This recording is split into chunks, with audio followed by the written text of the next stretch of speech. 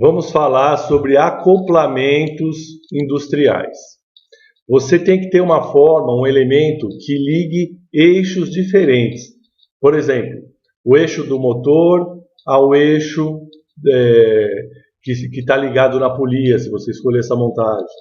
O eixo da saída do redutor com o eixo do parafuso helicoidal. Então, para isso, você vai ter que usar um elemento de máquina chamado acoplamento. Eu vou mostrar algumas possibilidades de montagem aqui, já que cada um de vocês pode escolher montagens diferentes. Olha, aqui no esquema cinemático, nós temos dois exemplos.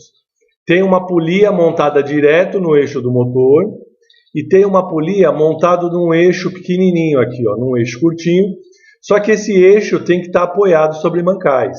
Então essa indicação aqui seria de mancais.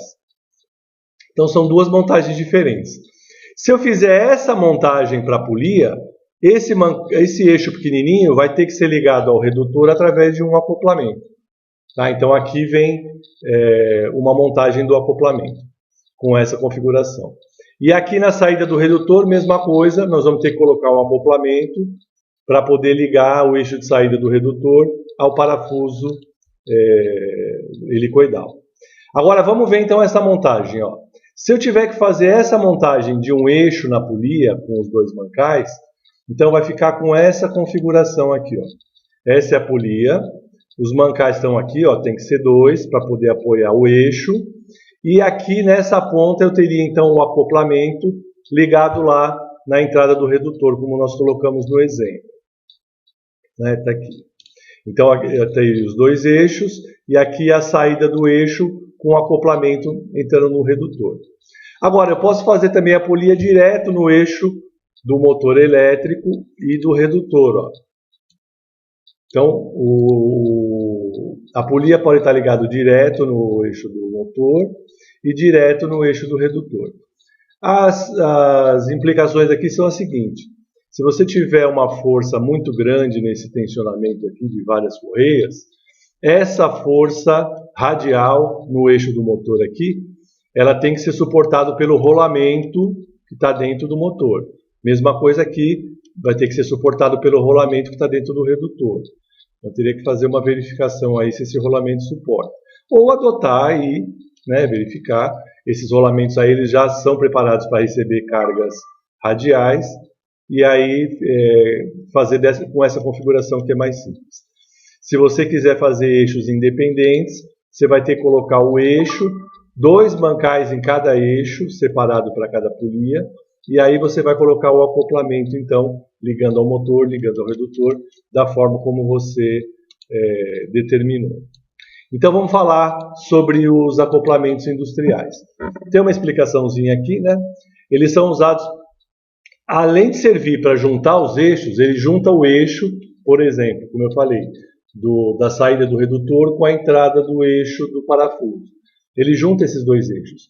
Mas ele também pode absorver choques e ele absorve desalinhamentos. É difícil você alinhar certinho um eixo com o outro para poder montar um acoplamento. Então existem acoplamentos que facilitam você vencer esse problema do desalinhamento. Então ele pode absorver choque, desalinhamento, tudo isso faz parte de um acoplamento. E aqui vocês vão ver alguns tipos e aplicações que você pode ter. Acoplamento elástico flexível. Esse acoplamento aqui, se tiver um pequeno desalinhamento, ó, vamos dizer que esse eixo não está alinhado certinho com esse. Ele pode estar desalinhado angularmente, pode estar desalinhado entre centros. Então ele tem um elemento de borracha aqui no meio que vai ser apertado à medida que as partes giram e aí deforma a borracha e não cria grandes esforços nos eixos daquilo que estiver sendo acoplado. Pode ser um eixo do redutor, motor, etc. Se você tivesse o redutor ligado direto no motor, por exemplo. O acoplamento rígido é quando você pode garantir que o alinhamento dos eixos estão muito bons, né? Não vou dizer perfeitos, mas que eles estão bem alinhados. Existem inclusive alguns equipamentos que alinham esses eixos, inclusive feitos a laser e tudo mais. Se você garante esse alinhamento, aí você pode usar um acoplamento rígido.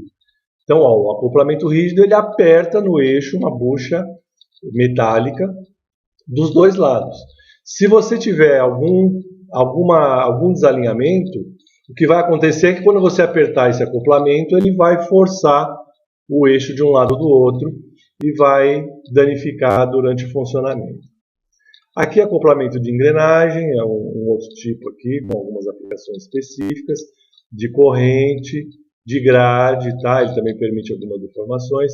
Dê uma lidinha aqui no que são esses acoplamentos para você entender quais são as aplicações e por que usar um e ao invés de usar outro. Informações que você deve considerar na hora de fazer o dimensionamento do acoplamento. Então, na hora que você for selecionar o acoplamento, você tem que saber qual é a potência do motor, velocidade angular, diâmetro do eixo, dimensão de chaveta, separação do eixo, né? Você tem os dois eixos, né? Qual a separação que eu tenho entre eles, a distância? Tipo de equipamento que eu estou acionando, para ver se vai dar tranco, muitas partidas, etc. Com relação ao ambiente, o que eu preciso saber? Temperatura de operação, vai estar num lugar que tem próximo de um forno, por exemplo, fica próximo aí de 50, 60, 70 graus. Grau de exposição química, se tem algum produto químico próximo, que fica lá espirrando. Partidas e paradas, espaço disponível, tipos de desalinhamentos que podem ter em função da montagem que você vai fazer. Então esses são alguns fatores de ambiente que você precisa saber para selecionar o acoplamento. No nosso projeto, alguns projetos vão ter o parafuso inclinado. Ele faz uma elevação para transportar o produto e entregar com uma altura vertical.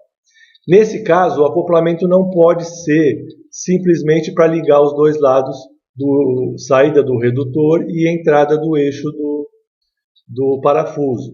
Aqui você pode usar se o seu parafuso estiver na horizontal, se não tiver aquele ângulo beta. Se tiver o ângulo beta, nós vamos ter que usar esse tipo de acoplamento aqui, que chama junta universal, ou os mecânicos chamam aí de junta cardan. Então, é um acoplamento também, só que é chamado um acoplamento de compensação. Ele permite a montagem dos eixos, variando os ângulos. Dá para você imaginar aqui que isso aqui vai estar no eixo de saída do redutor, e esse aqui inclinando vai estar no eixo de entrada do parafuso. Então, ele consegue girar os eixos, tem aqui uma explicaçãozinha, ela transfere o movimento em outra direção, né? Você está num determinado eixo aqui, ele inclina o eixo de giro sem modificar o sentido que está girando. Aqui tem uma foto com as possíveis especificações que você vai encontrar lá no catálogo de fabricantes. Então dá uma lidinha para entender o que são os acoplamentos, aquele que você precisa utilizar, qual é o melhor para o seu projeto. E aqui eu coloco então alguns sites aqui com fabricantes e fornecedores de acoplamento. Não precisa usar esses. Se você tiver um outro catálogo, um outro link de fabricante, pode usar. Não esquecer de, quando selecionar um elemento de máquina, fotografar a página daquele elemento onde aparecem as especificações. Tá? Medida, dimensão, tamanho, foto, etc. Se tiver um monte de especificação com um monte de modelo, faz um destaque, faz um retângulo lá naquele modelo que você está usando para o seu projeto, para facilitar que eu encontre, então, a hora que você fizer, colocar no databook do seu projeto. Ok? E aqui algumas referências, então, que eu usei para esse material. Então, de acoplamentos é isso. Vocês já podem usar e selecionar para o nosso projeto.